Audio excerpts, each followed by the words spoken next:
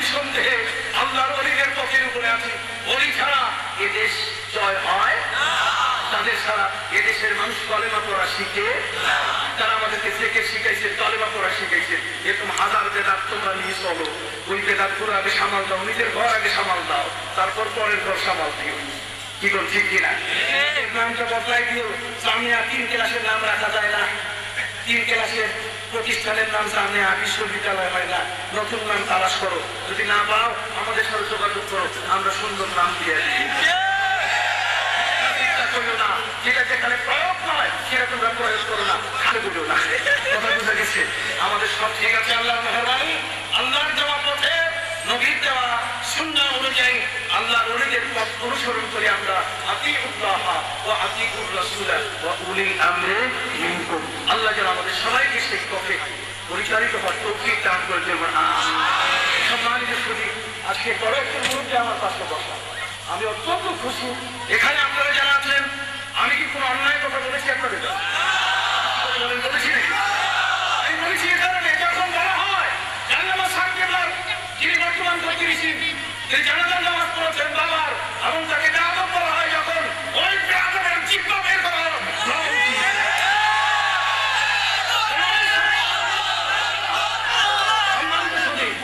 আপনারা জানেন আল্লামা সাহেব রহমতুল্লাহ আলাইহি সাধারণ মাপের তিনি ওলি ছিলেন না, তিনি ছিলেন সিলেটের বাদশা, সিলেটের সম্রাট ছিলেন।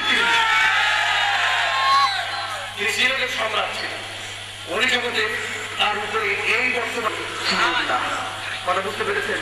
তার দেওয়া জীবনের রক্ত ধরা এই তার আদর্শ, তার দেওয়া পথ আমরা সুন্নতের বিন্দুমাত্র খেলাম আমরা দেখি। অতএব খবরদার, তার জানাজার নামাজে লক্ষ লক্ষ মানুষের সমাগম হয়েছে, মোবাইল নেটওয়ার্ক পর্যন্ত অফ হয়ে গেছে, পর্যন্ত বাস গাড়ি ভিড় হয়ে গেছে। তোমরা জানো এই সমাজের মধ্যে এত বড় একজন তোমাদের কাউকে দেখাও তার জানাজা এত বড় একজন মকবুল আল্লাহর বলি, তার জানাজার নামাজে তার যোগ্য ছেলে আল্লাহ রাসূল সাল্লাল্লাহু আলাইহি সাল্লাম। তোমরা বড় নাই মুকাদ্দমায় বুখারী বলো, বুখারী শরীফের ভূমিকা বলো, সেখানে ইমাম বুখারীকে নেওয়ার জন্য আমার রাসূল সাহাবায়ে কেরামকে নিয়ে আগে এসেছে। রাসূল আগে এসেছিলেন ইমাম বুখারীকে নেওয়ার জন্য। তারপরেই খবর হয়েছে, স্বপ্নযোগে তিনি জানতে পারলেন ইমাম বুখারীর মৃত্যু হয়ে গেছে। নবীজি তার প্রিয়দেরকে নেওয়ার জন্য এই বুখারীর মুকাদ্দমা আছে। কথা বল না, বুখারীর কি মুকাদ্দমা আছে? তোমরা কি জানো আল্লাহর নবী জীবিত অবস্থায় হযরত আবু বকর সিদ্দিক ইমামতি করছে? কথা বল না, নবীজি নামাজ পড়তেন কার পিছনে? আবু বকর সিদ্দিক। নবীজি আবু বকর সিদ্দিকের পিছনে নামাজ পড়ছে। তোমরা যদি বলো রাসূল সাল্লাল্লাহু আলাইহি ওয়াসাল্লাম সেখানে উপস্থিত হয়েছে মদিনা তাইয়্যিবা থেকে, দেখো তোমরা কি করে আল্লাহর নবীকে সেখানে জানাজার নামাজে শরীক হইতে বলো? কথা বুঝে গেছে? নবী তো মামুর না, তোমাদের আদেশ প্রাপ্ত। কথা বুঝতে পেরেছে? নবীজি যে সুনজর ছিল এতে কোনো সন্দেহ নাই। সুবহানাল্লাহ।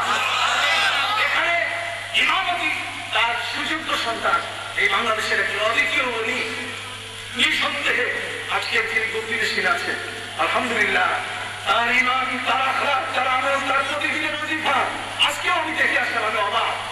আজকে আমি প্রথম দেখেছি, সবচেয়ে বড় মজা জিয়ারত করে আসি। আজকে আমি সেখানে গেছি, যাওয়ার পরে আমি তার খানকা যখন বাচ্চাদেরকে একটি তালিম দিচ্ছে, ওলিরা কত রকম কাঠপাট নিয়ে আসে, ঠিক তাই না? একজন কত রকম অংশন করে হাতে, অংশন করে হাতে সাধারণ কি চমৎকার তোর আউযু বিরাব্বিল ফালাক মিন শাররি মা খালাক তালিম দিচ্ছে। আমি এই পর্যন্ত কোনো পীরকে এই ধরনের সুন্দর তালিম দিতে দেখি নাই। আমি তো অনেক পীরের দরবারে করি, সুবহানাল্লাহ, ছোট্ট শিশুর মতো তালিম দিচ্ছে। কুল আউযু বিরাব্বিল ফালাক, রাব্বিল ফালাক, র হচ্ছে র, কোনটা পুর হবে কোনটা বারিক হবে, এই সেকেন্ড সেকেন্ড কোরআনের তালিম দিলে কি সুন্দর না হয়। কোরআন পড়ার যদি সহি হয় সব জ্ঞান। যিনি এই সমাজের মধ্যে শুধু আল্লামা সাহেব কেবলা পুরুতরী নন, তিনি এই জাতির একটি প্রতিষ্ঠা, তিনি এই জাতির মুকুটবীর সম্রাট। অতএব তাকে নিয়ে ব্যঙ্গ করার কোন সুযোগ, আর তার আর কোনোদিন তোমরা ব্যঙ্গ করো না, তার কিন্তু জিহ্বা হারাবে। তাহলে কি হারাবে? তোমরা কোনোদিন এই সমাজের লক্ষ্যশাহী করো না। মদিনার রাসূল যদি তোমাদের উপরে বেজার হয়ে যায়, তাহলে কিন্তু তোমাদের ভাগ্য কঠিন থাকার কারণ রব্বুল আলামিনের কাছে করি আল্লাহ যেন হেদায়েত নসিব করে দেন, বলুন আমিন। নবীর মহব্বত যেন উদয় করে দেন, বলুন আমিন। সকলের প্রতি শ্রদ্ধা নিবেদন করে আমি এখন আপনাদের কাজ করবো, এই মুহূর্তে রওনা করবো।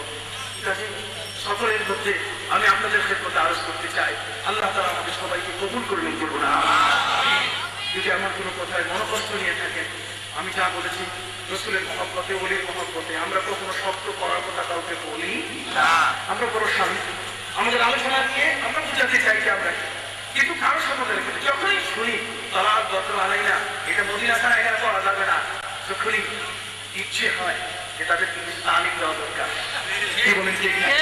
যখনই তারা স্বাস্থ্যকার এই সুযোগ্য সন্তানদের নিয়ে কথা বলতে চায়, তখন আর জীবনের পরোয়া আমাদের থাকে, তখন আর জীবনের প্রতি আর মায়া থাকে না।